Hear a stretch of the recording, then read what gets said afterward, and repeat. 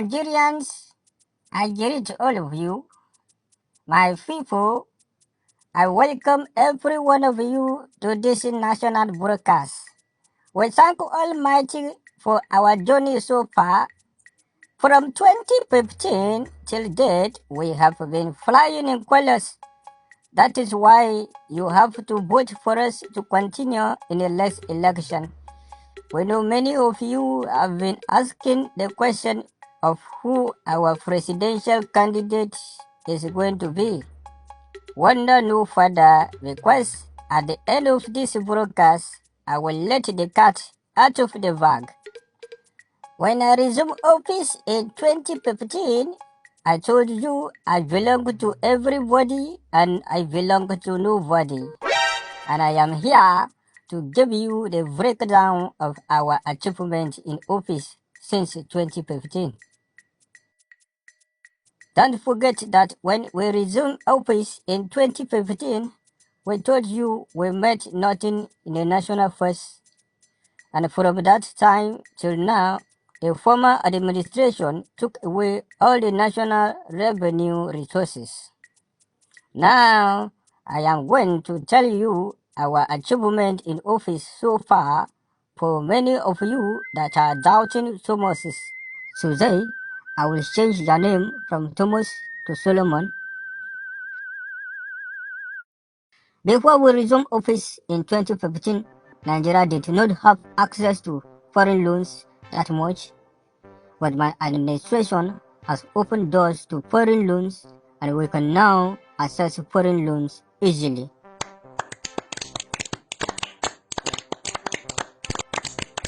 To demonstrate this practice so that you people will not say that this is another lie from the APC government, we have took loans from Germany, France, Japan, India, China. Others include IMF, World Bank, African Development Bank, and the list goes on. We are currently seeking loan from Benin Republic, Niger Republic, and we are waiting approval of that loan. Obi Kuvana also promised us a loan, but after his mother's burial, I did not hear from him again. I will send Lai Mohammed to follow up on that matter. And no, I will send Fashola to investigate that matter. To let you know that when this administration promise you something, we will fulfill it. These are other areas of achievement you have to take note. Number 1, we promise you that Bokohari will be a thing of the past once we resume power. As I speak to you now, Bokohari is a thing of the past. What will happen now is mere headsmen and small bandits here and there, which I have advised the next administration to take care of.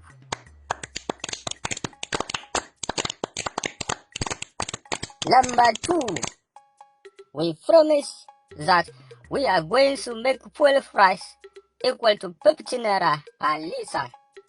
That promise is on a far line because the liter we are going to use to measure the fuel is still under construction as we are waiting for the loan we are seeking from Gabon to be approved so as to complete that project. Another promise that we give you, which we will soon fulfill, is the dollar rate. My administration promised that the dollar will be equal to 1 naira. Currently, Omicron virus has prevented our financial experts from importing the naira we have printed that is equal to $1. So don't think that it is the naira note you have at the moment that we were referring to. That very naira will soon be imported once Omicron virus is completely annihilated.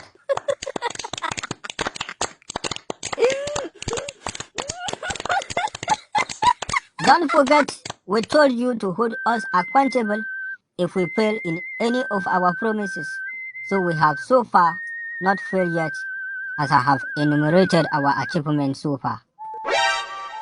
We also promise that we will ban all government officials from traveling abroad for medical treatment. We did that through the coronavirus in 2020 when we locked down the whole country and nobody could travel anywhere. Even me myself, when I fall sick, I do not go abroad. I only go to London for treatment in order not to waste our national resources.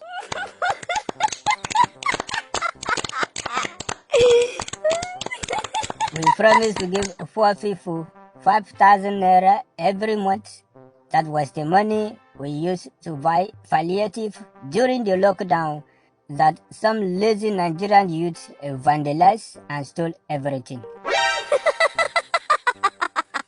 We told you we will build one refinery every year. But since Dangote is already building the biggest refinery in the world, no need for us to compete with ourselves. We promise you free education for all schools. We have fulfilled that promise too, because when you study this administration of ours and everything that we have been doing, we are already going to school by doing that. This our administration is a full course study, and that is free of charge. We promise you that our administration will provide 3 million jobs per year for the youth.